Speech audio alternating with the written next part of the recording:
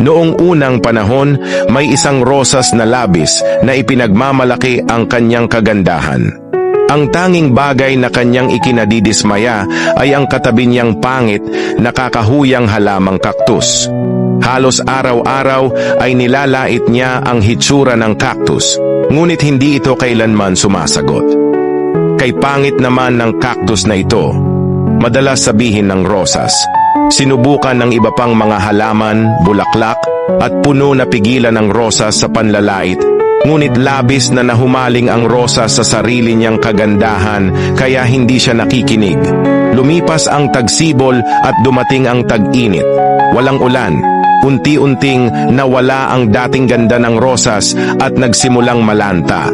Isang araw, nakita ng rosas ang isang ibon na tumuka sa cactus upang uminom ng tubig mula rito. Nahihiyamang humingi ng tulong, napilitan siyang magsalita. "Maari mo ba akong bigyan ng kaunting tubig? Mamamatay na ako," sabi niya sa cactus. Mabait ang cactus at pumayag. Diniligan ng ibon ang rosas gamit ang tubig mula sa cactus. Aral, huwag manghusga base lamang sa panlabas na anyo. Minsan, ang isang tao ay maaaring payak ang itsura, ngunit ang mas mahalaga ay ang kagandahang taglay sa kalooban.